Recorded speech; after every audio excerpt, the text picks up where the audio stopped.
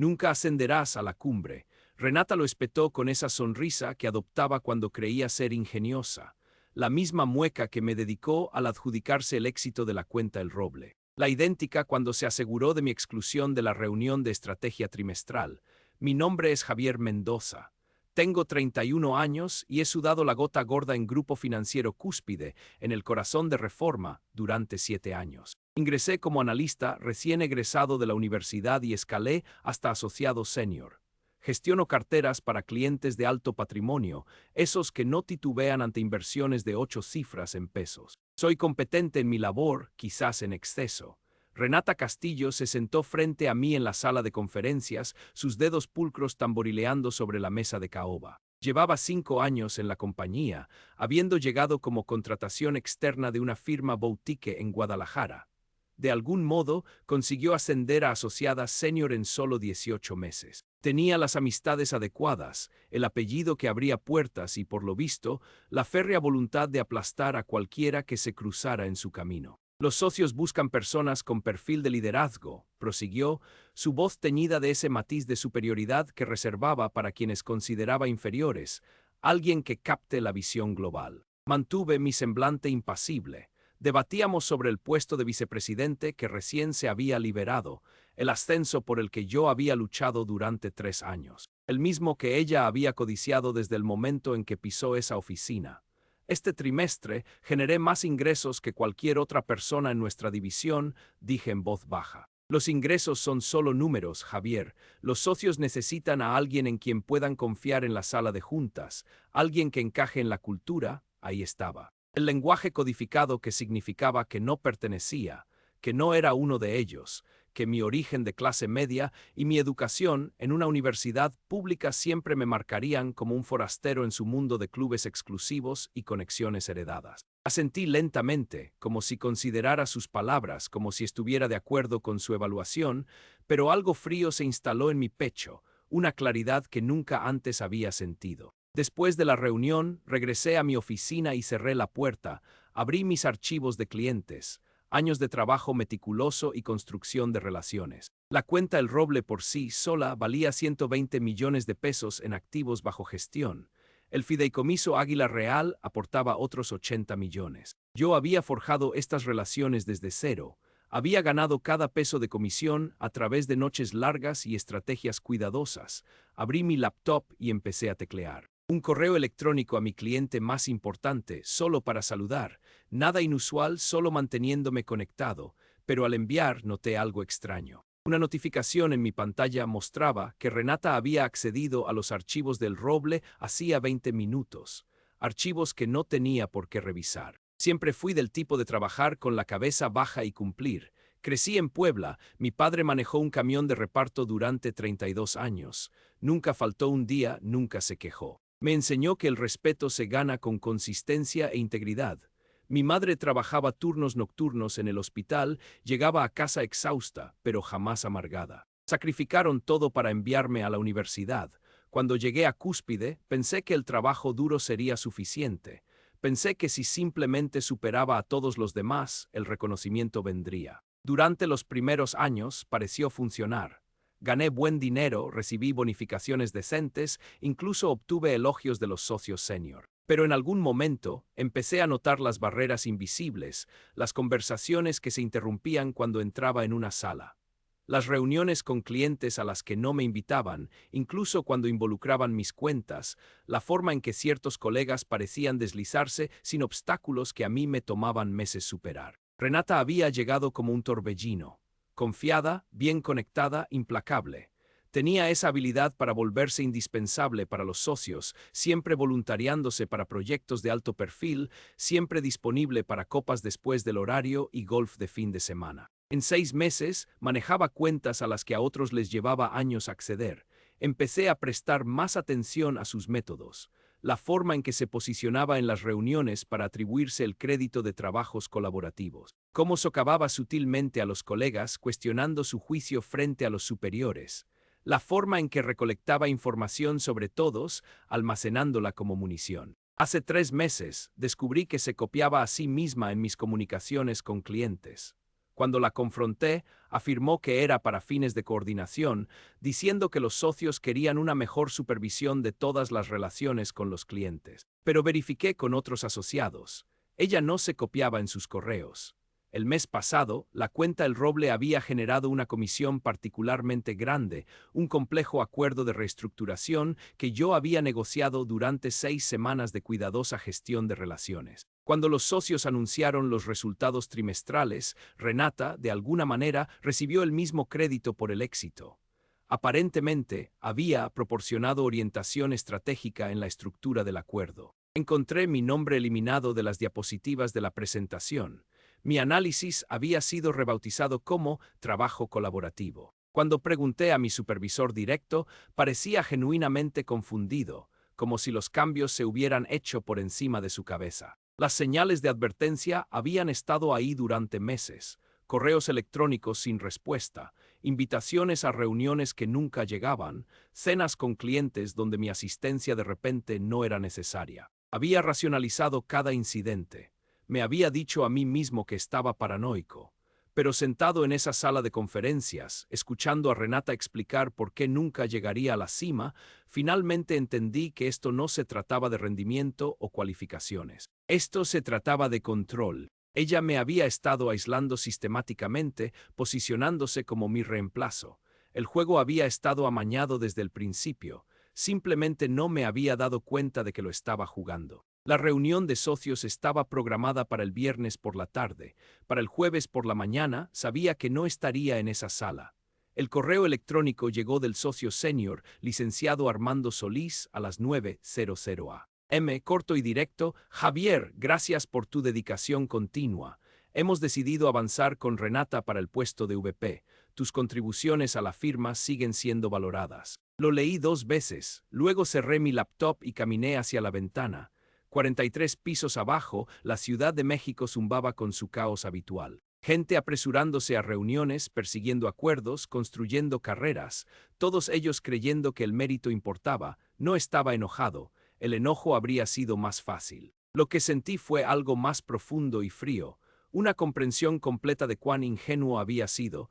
Pensé en llamar a mis padres. Mi padre me diría que siguiera trabajando, que las cosas buenas llegan a quienes esperan. Mi madre preguntaría si había estado comiendo lo suficiente, si me estaba cuidando. Ambos asumirían que esto era temporal, un pequeño revés en una carrera prometedora.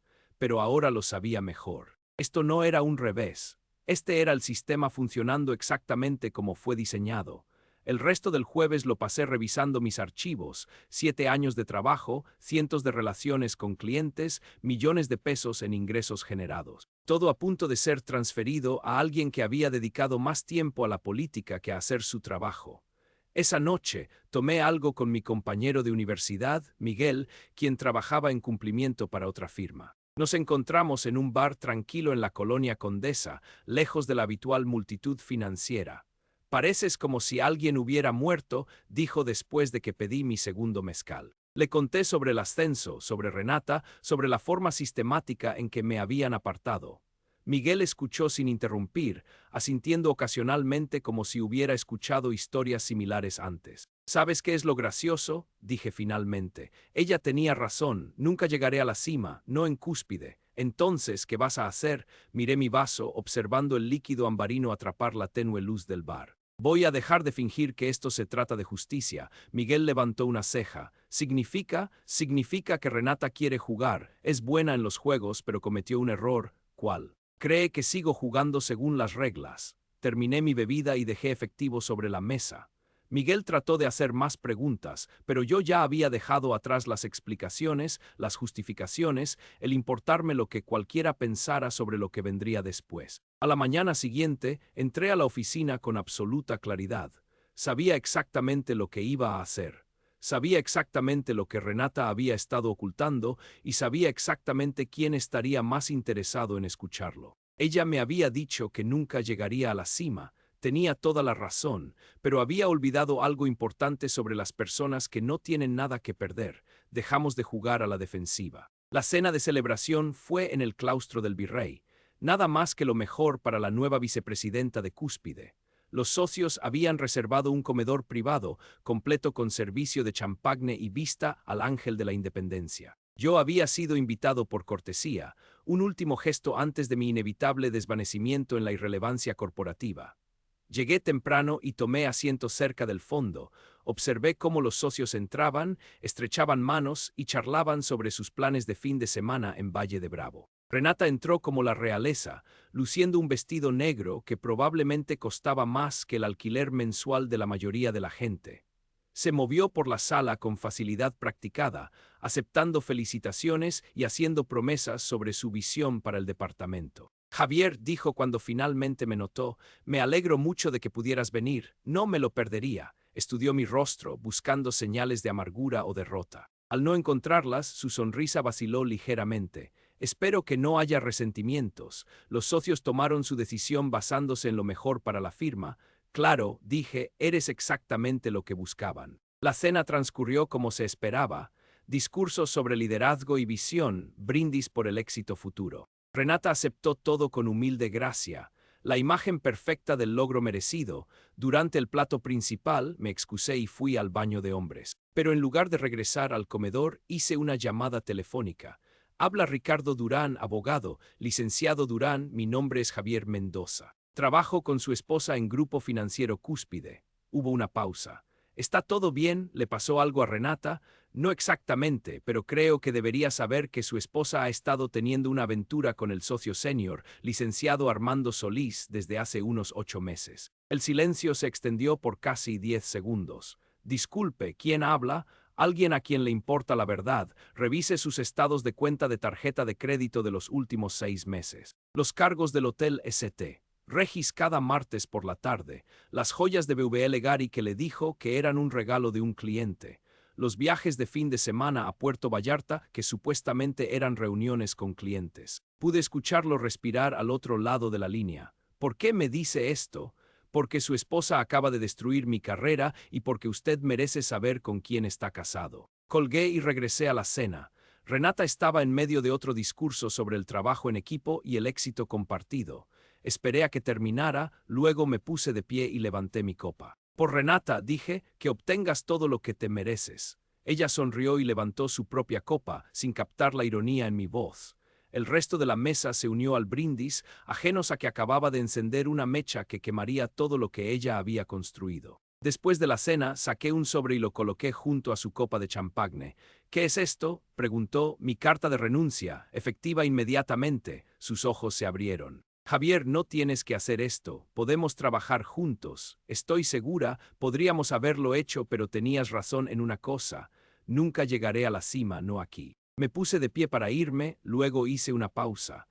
Y Renata, quizás quieras revisar tu teléfono. Creo que tu esposo ha estado tratando de comunicarse contigo. Su rostro palideció mientras agarraba su bolso y sacaba su teléfono. Pude ver las llamadas perdidas y los mensajes de texto iluminando su pantalla. Salí del claustro del Virrey, sintiéndome más ligero que en meses. Detrás de mí pude escuchar voces elevadas y el sonido de una silla arrastrándose por el suelo, pero no miré hacia atrás. La fase 1 estaba completa. La vida personal de Renata estaba a punto de implosionar, pero eso era solo el principio.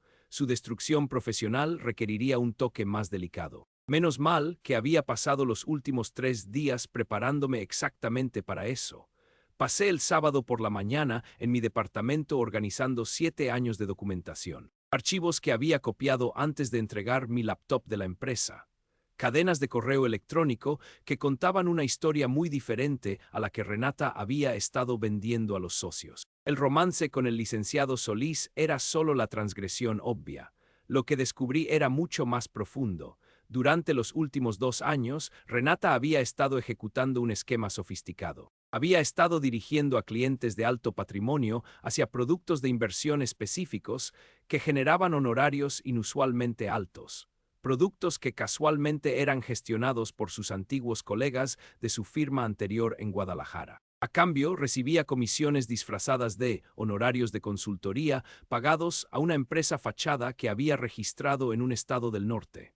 La cuenta El Roble había sido el ejemplo perfecto. La orientación estratégica, por la que se había atribuido el crédito en realidad, había implicado presionarme para que recomendara una serie de inversiones en fondos de cobertura que generaban comisiones masivas. Cuando me resistí, sugiriendo opciones más conservadoras que se ajustaran mejor al perfil de riesgo del cliente, ella me había eludido y había ido directamente al licenciado Solís. El patrón era consistente en varias cuentas.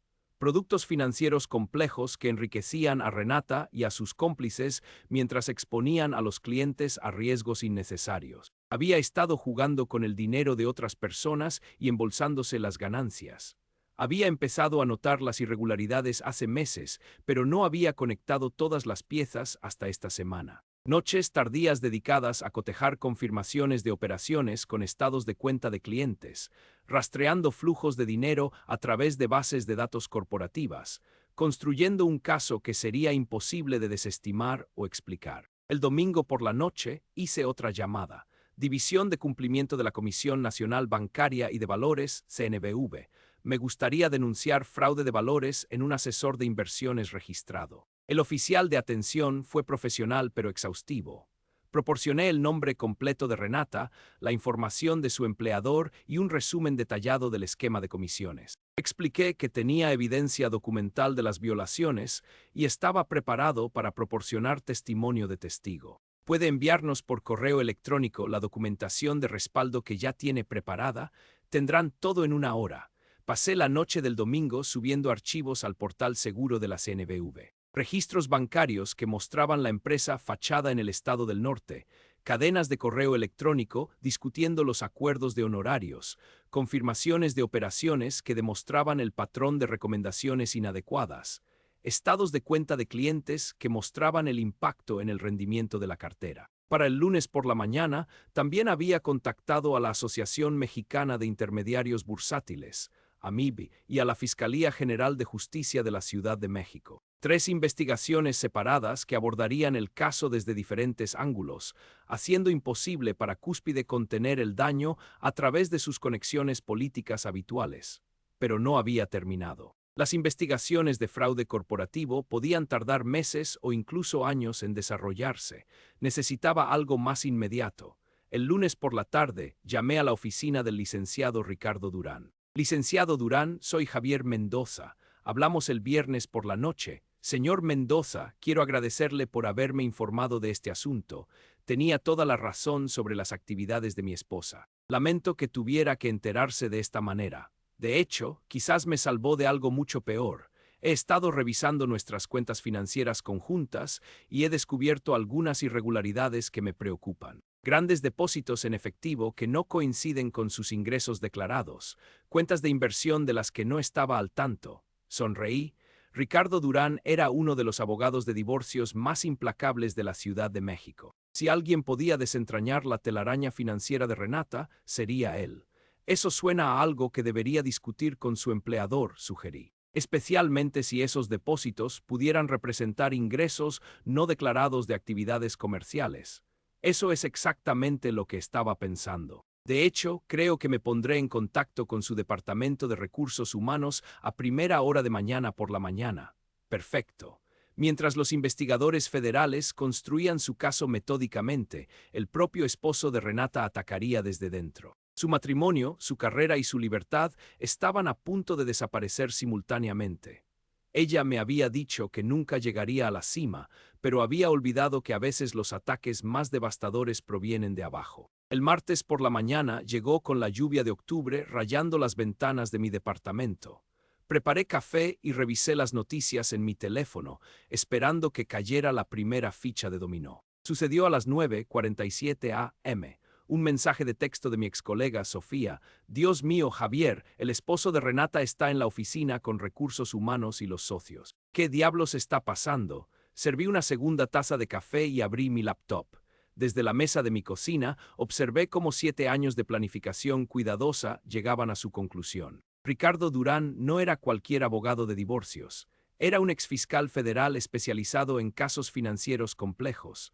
Cuando descubrió la aventura de su esposa, hizo lo que cualquier buen abogado haría. Empezó a investigar a fondo. Lo que había encontrado en sus cuentas conjuntas habría sido suficiente para destruir su carrera por sí solo.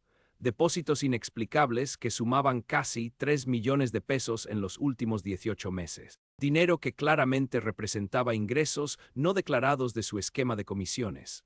Pero Ricardo había ido más allá, utilizando su proceso de divorcio como cobertura legal. Había solicitado mediante citación los registros bancarios de Renata, sus cuentas de correo electrónico y sus comunicaciones comerciales.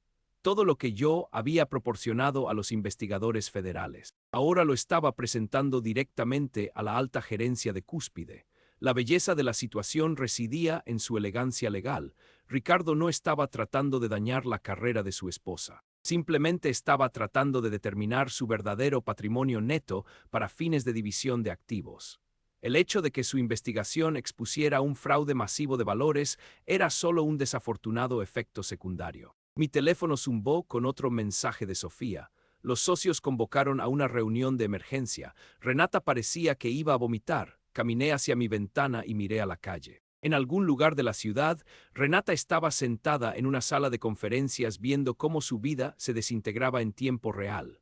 Su esposo presentando pruebas de su fraude. Su aventura con el licenciado Solís expuesta a toda la sociedad. Su imagen cuidadosamente construida desmoronándose bajo el peso de la documentación que no podía negar ni explicar. A las 11:30 am, Sofía me llamó directamente. Javier, no vas a creer esto. Acaban de escoltar a Renata fuera del edificio. Seguridad se llevó su computadora, sus archivos, todo. Se dice que la están suspendiendo mientras se realiza una investigación completa.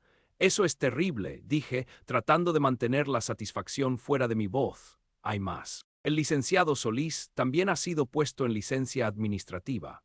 Aparentemente, su esposa se enteró de la aventura y amenaza con divorciarse de él. Los socios están volviéndose locos por la imagen.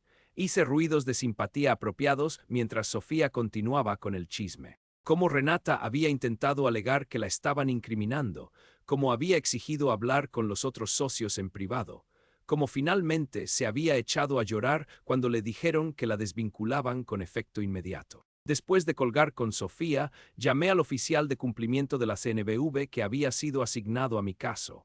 Agente Morales, soy Javier Mendoza. Quería hacerle saber que el sujeto de mi queja acaba de ser despedido de su empleo. Quizás quiera acelerar su investigación antes de que tenga la oportunidad de destruir cualquier evidencia restante. Ya estamos en ello, señor Mendoza. Basándonos en su documentación, hemos obtenido una orden judicial para congelar sus activos y preservar todos los registros relevantes. Realizaremos entrevistas con sus excolegas esta semana y su cooperación con la investigación, digamos, que su abogado le está recomendando una divulgación completa a cambio de indulgencia. Esperamos tener un panorama completo del esquema en 30 días. Colgué y serví una tercera taza de café. Afuera, la lluvia había cesado y parches de cielo azul se abrían paso entre las nubes. Renata había tenido razón en una cosa. Nunca llegaría a la cima de Grupo Financiero Cúspide, pero de todos modos, nunca quise ese tipo de éxito. El acto final se desarrolló exactamente como lo había coreografiado. El miércoles por la mañana, El Economista publicó una historia en primera plana sobre fraude de valores en una destacada firma de inversión de la Ciudad de México. No mencionaban a Renata específicamente, pero cualquiera en la industria reconocería los detalles. La empresa fachada en el estado del norte, el esquema de comisiones, la explotación sistemática de clientes de alto patrimonio. Para el mediodía, la historia había sido retomada por Reforma, Milenio Negocios y Expansión. El precio de las acciones de Cúspide cayó un 12% en operaciones fuera de horario. Los socios emitieron un comunicado prometiendo plena cooperación con los investigadores federales y anunciando la terminación inmediata de todos los empleados involucrados en el esquema. El jueves llegaron los cargos formales de la CNBV. 8 cargos de fraude de valores, 2 cargos de fraude de asesor de inversiones, 1 cargo de lavado de dinero. La denuncia era devastadora en su especificidad, detallando exactamente cómo Renata había robado a sus clientes y se había enriquecido a través de un engaño sistemático. Su arresto el viernes por la mañana fue casi anticlimático. Vi la cobertura de noticias desde una cafetería en Coyoacán, lo suficientemente lejos de Reforma como para evitar cualquier posibilidad de encontrarme con excolegas. El metraje la mostraba caminando hacia los juzgados federales con esposas, su caro traje arrugado, su cabello perfectamente peinado-despeinado. Los procedimientos de divorcio se movieron con una eficiencia similar. Ricardo Durán había construido su carrera destruyendo personas en combates en el tribunal. Aplicar esas habilidades a su propia esposa fue casi artístico en su minuciosidad. El acuerdo prenupcial que habían firmado tenía una cláusula de moralidad que anulaba todas las reclamaciones de Renata sobre los bienes matrimoniales en caso de adulterio. Combinado con los cargos penales, se iría del matrimonio sin nada. Las consecuencias profesionales llegaron rápidamente. La Asociación Mexicana de Intermediarios Bursátiles, AMIBI, le prohibió de por vida trabajar en la industria de valores. Sus licencias profesionales fueron revocadas. Su nombre fue agregado a múltiples bases de datos de la industria que le impedirían volver a trabajar en finanzas. Pero la destrucción personal fue igualmente completa. El romance con el licenciado Solís había sido reportado en las columnas de chismes. Sus padres, socialites de la alta sociedad de Jalisco, habían emitido un comunicado desautorizando sus acciones y expresando su vergüenza. Sus antiguos amigos y colegas evitaban sus llamadas. Se había vuelto tóxica en todos los círculos sociales y profesionales que una vez la habían acogido. 6 semanas después, estaba sentado en una sala de conferencias en Querétaro, firmando un contrato de empleo con Capital Verde del Bajío. Me habían ofrecido un puesto senior gestionando su cartera de inversiones en energía limpia. Mejor salario, mejor título, mejor gente. La ironía no se me escapaba. Mientras Renata había estado escalando una escalera construida sobre el fraude y la traición, yo había estado construyendo una reputación de integridad que me siguió por todo el país. Los socios de Capital Verde me habían reclutado específicamente después de enterarse de mi papel en la exposición del escándalo de Cúspide. Sus referencias fueron unánimes, me había dicho el socio gerente durante mi entrevista final. Dijeron que usted era alguien que siempre hacía lo correcto, incluso cuando era difícil. Había aceptado la oferta sin mencionar que hacer lo correcto también había implicado una campaña cuidadosamente orquestada de destrucción profesional. Algunas verdades era mejor dejarlas sin decir. Mi última semana en la Ciudad de México almorcé con Ricardo Durán. Había insistido en agradecerme personalmente por exponer los crímenes de su esposa. El divorcio había sido finalizado y él ya estaba comprometido con una jueza federal que había conocido en una conferencia legal. Ella trató de culparte, ¿sabes? Dijo mientras comíamos los aperitivos. Afirmó que la habías tendido una trampa porque tenías envidia de su éxito y que le dijiste que la gente exitosa no suele terminar en prisión federal. Ambos reímos. Renata había sido sentenciada a 4 años de custodia federal, seguidos de 5 años de libertad condicional supervisada. También se le había ordenado pagar una restitución total a sus víctimas, una suma que la mantendría endeudada por el resto de su vida. El dinero que había robado había desaparecido, gastado en artículos de lujo y una vida de alto nivel. Los clientes a quienes había defraudado estaban persiguiendo demandas civiles que reclamarían cualquier activo restante. Saldría de prisión sin nada, sin carrera, sin familia, sin amigos, sin futuro en la industria que una vez pareció prometerle todo. Mientras tanto, el licenciado Armando Solís se vio obligado a renunciar de Cúspide en desgracia. Su esposa se había llevado la mitad de sus bienes y su reputación en su divorcio. Se vio obligado a vender su mansión en Valle de Bravo y mudarse a un modesto departamento en una colonia de clase media en la periferia. Los otros socios le habían dejado claro que nunca más trabajaría en finanzas. Mientras estaba sentado en esa sala de conferencias en Querétaro, firmando papeles que definirían el siguiente capítulo de mi carrera, pensé en lo que Renata me había dicho ese día en la sala de conferencias de Cúspide. Nunca ascenderás a la cumbre. Se había equivocado en muchas cosas, pero quizás no en eso. La cumbre, tal como ella la definía, requería compromisos que yo no estaba dispuesto a hacer. Demandaba una voluntad de pisotear a otras personas que yo nunca había poseído. Significaba convertirme en alguien que no quería ser. Nunca tuve que empujarla de la escalera. Ella la escaló con peldaños rotos y finalmente la gravedad hizo el resto.